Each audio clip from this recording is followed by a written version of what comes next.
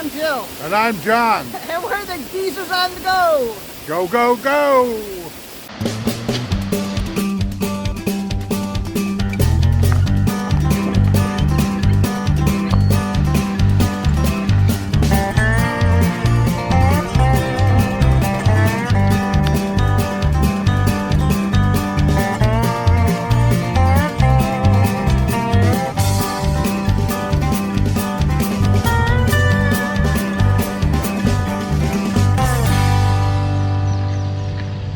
This time we're on the banks of the Suwannee River at Stephen Foster Folk Culture State Park in White Springs, Florida.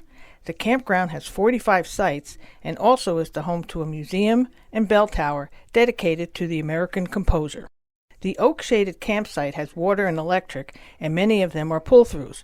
But be careful not to confuse this park with the Stephen Foster State Park in Georgia, which is only about 35 miles to the north.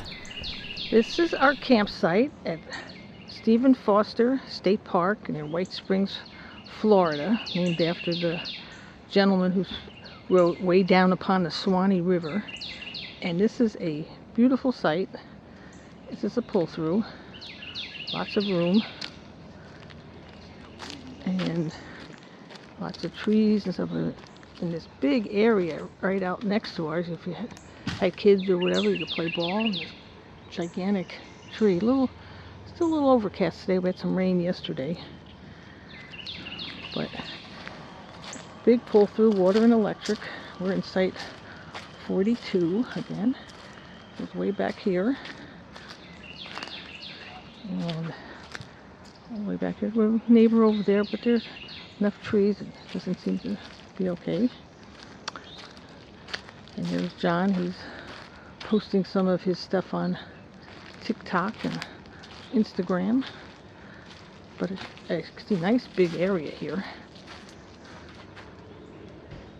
very secluded, and we have a grill there where our little bird family is taking nests, so we'll have some neighbors.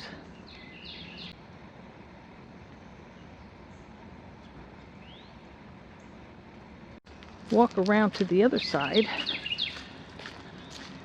There's our water and electric, and there's a nice big bush here, so it sort of gives you a little more seclusion. And then goes out back out to the main road, and there you can see our number 42. But pretty good sized site. We're in the Suwannee Loop. And there's 3 loops here. There's quite a few pull-throughs and quite a number of really deep back-ends, so you have plenty of space here. There's the front of ours, so there's lots of space in here.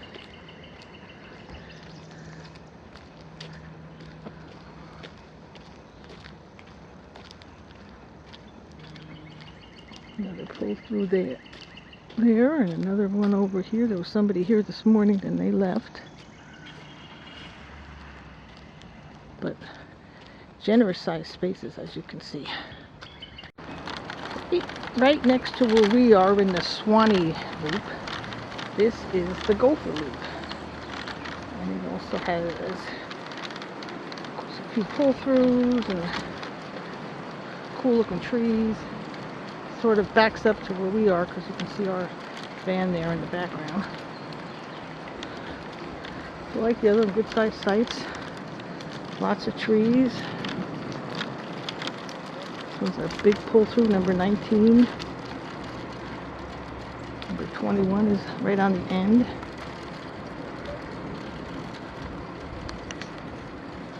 And most of these, the back end ones, are very deep. The ground is sort of sandy, a little bit of gravel, and it can be a mess. There's primitive camping back in that way. But keep your broom available and sweep, sweep, sweep. There's a big one right there. That's number 28. People bring their kayaks because you can kayak down the Suwannee River, but right now it's a little high.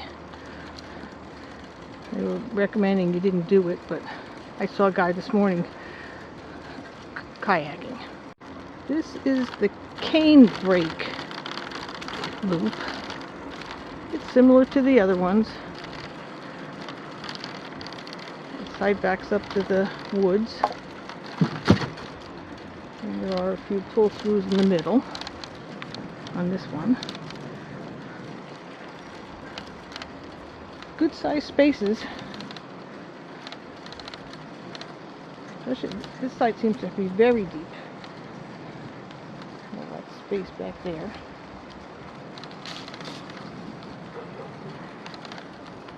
That one's good.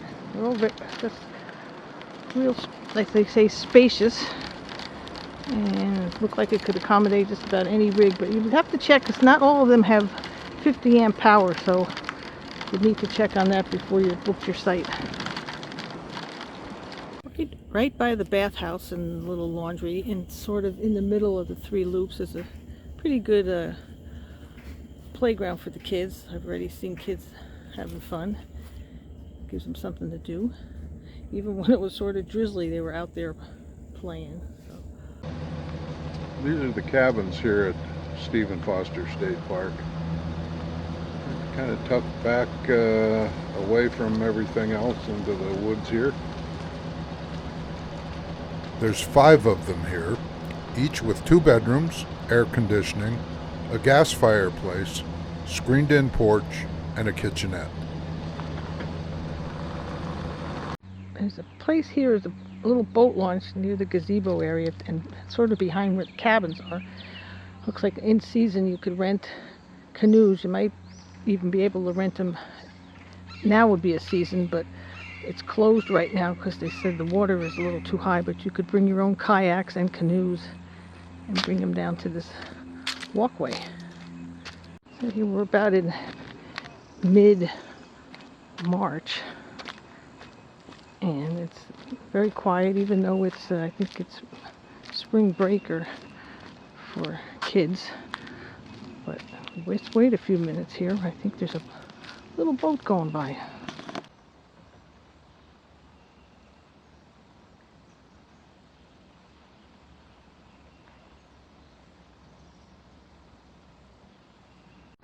Right near the boat launch there is a couple of trails, and it tells you how far it is from here to this is about 3 miles to the park exit, and it gives you a little map. And if you go to the other side, it gives you another little map, or a little sign that tells you how far it is to hike out to the main entrance, going that way. This is probably one of the prettiest campgrounds we've ever been to. It's got lots of vegetation. There's Spanish moss and palm trees and palmettos and just big stately oak trees. Yeah, and it's a little bit like being in the jungle. But the sites are real private. I mean, you get it's like they tuck you into this little pocket of woods, and even when the campground's full, it feels right. You have your privacy. You feel kind of secluded, and it's kind of funny. It's named after Stephen Foster, who's never ever been to Florida. And yet, he wrote the Suwannee River. Which is really The Old Folks at Home is the title of the song. The Old Folks at Home. Right. Not to be confused with Al Jolson's Suwannee River. And it's the state song of Florida. And he never was even in the state of Florida. In My Old Kentucky Home he also wrote, and he probably only was to Kentucky maybe briefly in his... Yeah, and that's the state song of Kentucky. So yeah. He's written the state song for 2 states. And maybe never was in either of them. He has no real connection to either state. He was actually from Pittsburgh, of all places, and wrote all these Southern classic songs. Yeah. But you can learn about him here at the campground. There's 2 different museums. A big house that we thought was his house, but it's not. And there's a big tower building that has lots of what they call dioramas that are really cool to watch and things with his songs. Yeah, the tower is a carillon, and it's got like 97 bells in it when it plays various tunes, although It wasn't working when we were here No. because of a recent lightning strike, and they were still fixing it. It must have made a terrible mess of the mechanism. So Yeah. One other thing that's here is they call it, it's a crafters fair, and it has lots of little buildings with people doing crafts. Unfortunately, though, you can't buy any of it, but you can watch them make it. This area here is supposed to be a crafters village, and the ranger said it's hit or miss if anybody's here. The cool old farm implements down here. Well, some of the stores are open today. This is one of the jewelry places, but I found something really strange. They can show you how they make their stuff, but they can't sell it. Some kind of a state park rule, or nobody's quite sure what the rule is, why they can't sell it. But you can craft it, but you can't sell it. Here we have a quilting and knitting and crocheting, and it looks like the lady has something she's making up here. Well, anyway, it's called triangle loom weaving, and it's also called continuous strand weaving because you do your warp and your weft at the same time because of the triangle shape. Now, if you have a rectangular shaped loom, you have to first do the warp and then the weft. Well, I am doing it together. I pull this down, and we have 2 strands coming down. I push it over to the side, put it over a nail here, and then now this is going to be my warp for my next one. Over here to the other side. and then I start here. Yep, so that's the joy of the triangle shape. I wish I could say I invented it, but How long have you been doing this? oh, probably about 8 years, maybe 9. Do you sell 10, much of 10. your stuff, or can you? Or I know We not used to here. sell it. They don't, the park doesn't want us to sell things anymore. So at least within the park bounds. So you know, we've just been making it. And, Yeah, all kinds of cool stuff. Enjoying making it. That's all. Just gonna, yeah, I'm just gonna put this, get this started for the next Yeah, one. because I'm looking at one row there. I actually did it. Yep, there in between. That's your mark. That's my mark. Mark on Stephen Foster Folk Cultural Center State Park. Right, and here I go. There you go. Thank you, Shirley. Quite all right. Glad to match it. And what's your name? I'm Frost. Frost, and what kind of thing you doing there? I embroider and I knit and I loom. Oh, wow. You made these right here? Yes, ma'am. Oh, aren't those pretty? How long did it take you to make something like that? This took me about a week. So you guys are. This took me about a week. They're really Indiana too. Those are cute. 7 years. This took me about 3 days. Oh, okay. Yeah. We're at the Stephen Foster Campanile. It's a little museum, and Campanile stands for Bell Tower. thought it stood for bumblebees. Bumblebees. There's the bell tower, which doesn't work right now because it was hit by lightning about 2 years ago, and they're still in the process of fixing it. But on the outside here, we got gigantic azalea bushes that have bumblebees flying all over the place. This is part of this big bell system that's not working right now, and boy, it sounds like it would have sounded good had it been open, but or working. But maybe next time. That, if you've ever heard the song "I Dream of Jeannie with the Light Brown Hair," they used to have an annual ball here called Jeannie Ball in honor of the song. And they used to wear beautiful gowns like that. And there's a couple of these dioramas, and here's the old folks at home, and ooh, look at the chickens are moving, eating the watermelon.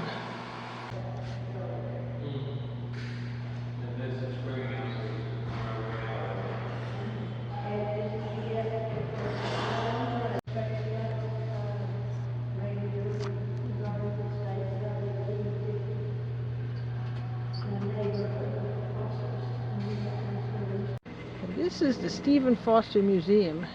It's a gigantic house, which when we first came here, I thought he lived here, but he didn't. Never been to Florida, but we'll check out what's inside, but the grounds are beautiful. There's old Stephen Foster, who wrote Way Down Upon the Suwannee River and a bunch of other songs But the weird thing is, he's never was to Florida, but they dedicated this park to him because it's right along the Suwannee River. This grand piano used to belong to Andrew Carnegie and was donated to the museum. It's been played in a lot of music festivals here over the years. Foster wrote more than 200 songs in his career and is known as the father of American music. Besides the song we've already mentioned, he also composed such standards as Oh Susanna and Beautiful Dreamer.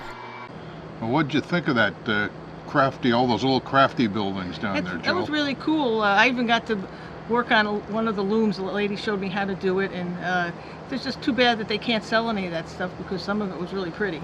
Yeah, their gift shop isn't open. It seems, at least it isn't right now, and it seems like it would be the perfect place to sell some of these crafts. But oh well, you know, they do their own thing down here in Florida. But probably the big draw to this place is the actual Suwannee River. There's a boat launch here where you can put in a canoe or a kayak, and it's a really pretty waterway. And it was once used for medicinal purposes. People came here for the waters, as they say. Well, isn't there a Seminole meeting area where they used to right. All the tribes, whether they were at war or not, they would declare a peace and all go in this big hole in the river and go swimming. And also, President Roosevelt came here at one time. They thought it helped his polio to soak in the waters here. Oh, Franklin Roosevelt. Franklin Roosevelt, yeah. yes, Franklin Okay. Roosevelt. It was once said that the Native Americans used to come swim here for the medicinal purposes, and that warring Indian factions would let each other get in and bathe without fear of attack. Just outside the park, there's this big thing. It's almost like a swimming pool. One of the volunteers, host, told me that one time this was a big thing where people would come and swim to get some of the therapeutic benefits of the sulfur water here. Pretty big. And the water comes in right below me. I'll go around the other side, we'll see it. Yeah, right down there the water comes in, and I guess people would go swimming. It don't look too great right now. I wouldn't go in there, but people did. Today, more of them use the river for other types of recreation though, like boating and fishing, and maybe some swimming too. The Suwannee is about 250 miles long, starting in southern Georgia and cutting across the Florida Panhandle before emptying into the Gulf of Mexico. Well, there goes the neighborhood. Guess it's time for us to pack up and leave. Just kidding, of course. We loved our stay at Stephen Foster, and the birdies were great neighbors. Glad you could join us on our little trip way down upon the Suwannee River. God, it was hard not to sing that. And, as always, we'll see you down the road. Stop! Stop! Stop!